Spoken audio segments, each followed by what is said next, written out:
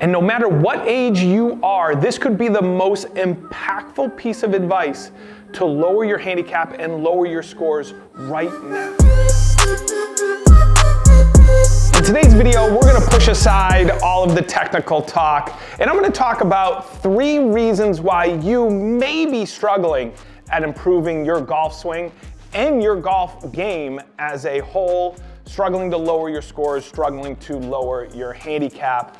But on the flip side, I'm gonna talk about 3 things that you can do to quickly improve your golf swing, but also immediately knock some shots off of your scorecard. So make sure you stick around all the way to the end, because the last one is an important one, and I have seen it time and time again with my students, and their improvement has been very quick. So let's get to work. If this is the first time clicking on one of my videos, I just want to say welcome. My name is TJ Valentine. I'm a 25-year PGA teaching professional. If you want to learn a little bit more about me, just check out the bio in the description below. My goal is to help each and every one of you out there in some way, shape, or form enjoy this game just a little bit more. So if you enjoy this type of golf content, please consider subscribing, like this video. I want to be your guide to help you become a better golfer. So let's get to today's question of the day. Every video, I'm gonna pose a question to you because I'm genuinely curious and I wanna learn from you out there. I always say, I learn the most from my students, not just my personal experiences, my personal stories, but also your stories as well. So I wanna hear from you today. Comment below. What is the best golf advice you've ever received? And hopefully, I can learn something from you. As usual, I always try to reply to all of the comments. I know it takes time out of your busy schedule to comment and watch these videos, so I want to make sure I repay the favor. Now let's get to work. The first reason why you may be struggling with your golf swing improvement, unfortunately, could be due to physical limitations. Unfortunately, I see it all the time with golfers that come to see me where they're trying to create specific movement patterns, but unfortunately the body just won't let them create those movement patterns. If you're struggling with physical limitations, it may be holding you back from doing what you are trying to do. The good news is, in a lot of cases, there are some workarounds. They may not be the most efficient, they may not be the most optimized, but there are workarounds out there. The first thing I would encourage you to do, and all of you to do, is go to a physical therapist, go to a TPI certified trainer, and get a full body assessment done as it relates to your golf swing. See where your weaknesses are, see where your strengths are. Have that knowledge when you do go to a golf instructor, you do see a teacher, or you watch these videos and try to work on specific things. You now have the knowledge and power to help you improve and at least understand why you're struggling with certain things. Unfortunately, I see it every day in lessons where players are just trying to do things that their body won't allow them to do. And I don't care what age you are, everybody deals with these things to some degree. The more knowledge you have about your body and your capabilities, it opens up a whole world of development, swing development, and ultimately overall game development, because you become less frustrated with the struggles. So I encourage you, go figure out your limitations. It'll help you in the long run. The second reason why you may not be improving at golf, and more specifically getting your golf swing better and striking the ball better, is you just have too much going on in your head. You're trying to do too much. You have 642 different things going on at once. I apologize for cutting in, but I thought this was extremely relevant for what I am talking about at this part of the video. I'm just going through a remote coaching session with one of my new remote students, and actually Steve's out there watching probably right now, and he did give me permission to film this because it was perfect timing. So one thing that I do with every new student, whether it's an in-person student or a remote student, is I send out a questionnaire. I'm trying to figure out you as much as I possibly can before I start working with you. Psychological things, physical things, thoughts that you have, where your brain is relative to your golf swing, anything that can help me out in any way before I start diving into the swing or the game. And in the questionnaire that I sent out, I always ask, so what do you think about when you practice? And Steve wrote a paragraph. It's not the simple one thing that I'm talking about in this video or in this segment of the video. It is a paragraph. And I'm not going to read the whole thing, but I'll throw a couple things out that Steve is focusing in on when he is practicing. Good balance at address. Love that. Trail hand underneath. Okay. Club has to go away from the golf ball 3 feet before I start the hinge. Okay. Hips then have to turn in.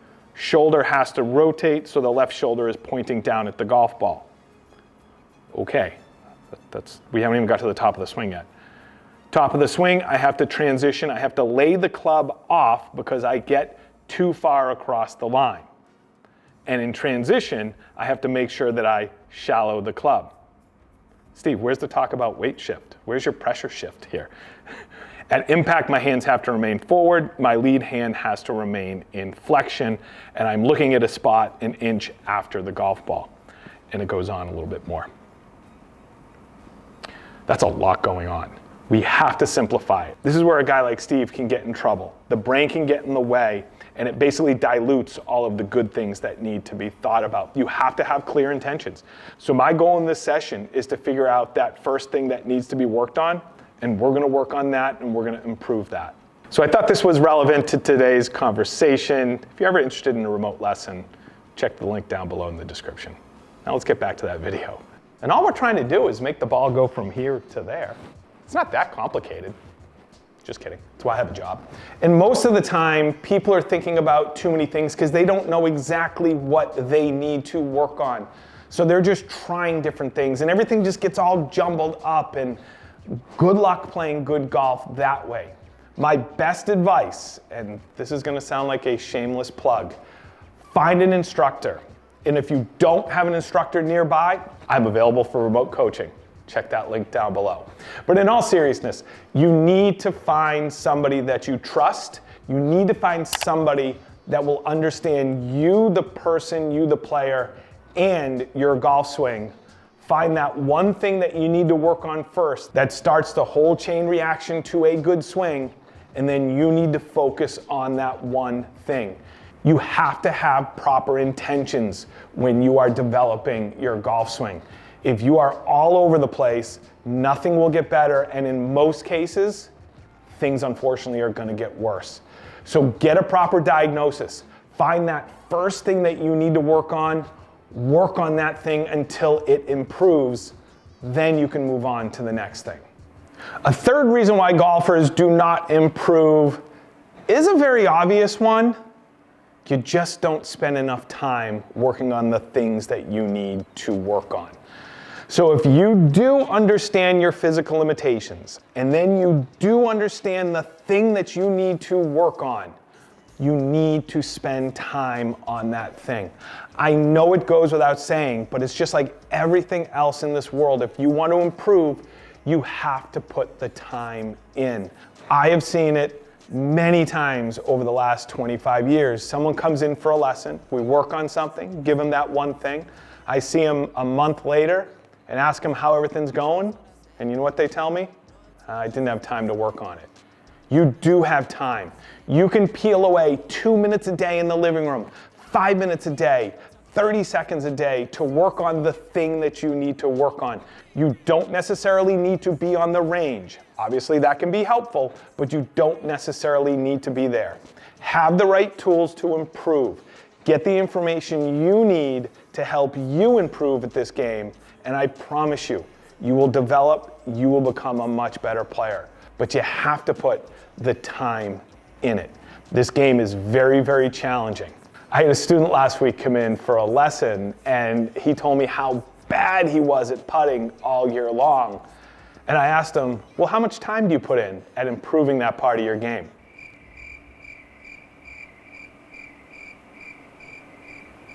It was silent for a good 5 seconds. You could hear the crickets.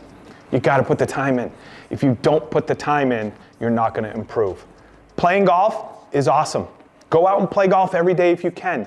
But if you truly want to improve certain pieces of your game, you have to carve away some time to get those specific pieces better. Now let's go to that bonus fourth one, because I think this one could be the most impactful and the most immediate out of all the things that I've talked about today. So as you know, swing development and swing changes take time.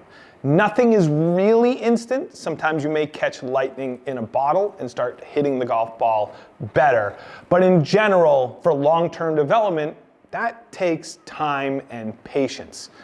So let's talk about some immediate things that you can do to instantly score better and lower that handicap. The first thing is, I did a video on this, so I'm not gonna get too detailed. I'll put a link below. It was actually the first long video that I did on this channel.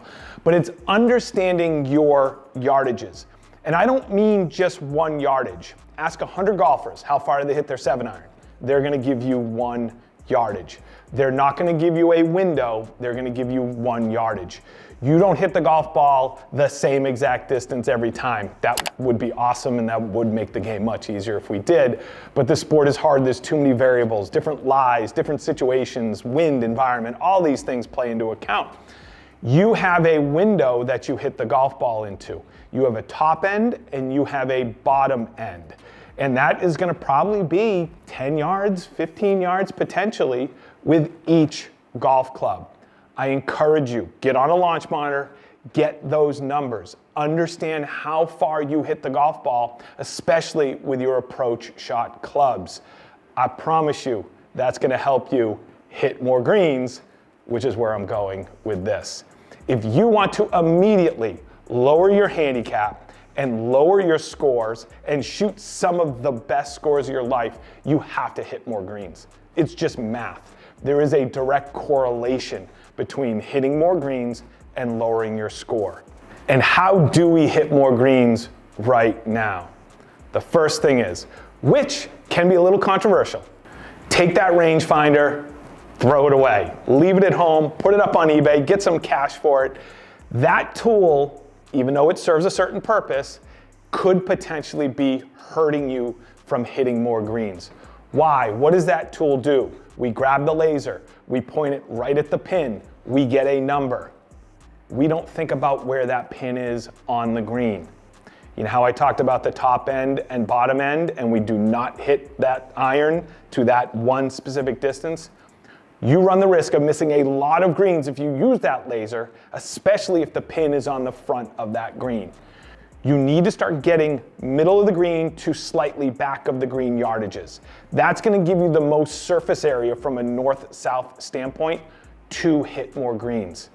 As soon as I talk about this to my students, and if they have the confidence to implement this strategy, their scores go down immediately every single time. It is just math. It's not genius work. It is just understanding the fact that we don't hit the golf ball the same distance every time. We are not good enough to do that. So we need to have a lot of buffer, but ultimately, it's a heck of a lot easier to score better when you're putting than when you miss the green. And honestly, I know there's gonna be an anomaly out there too. Most of us, even if you do struggle with the putter, are still gonna put up a better score when you're on that putting green and not chipping and then having to putt. So throw away that laser, get yourself a GPS device, every hole, get the middle to middle back yardage, play that yardage as your number for that particular hole. Stop firing at pins. Stop using that laser to laser that pin.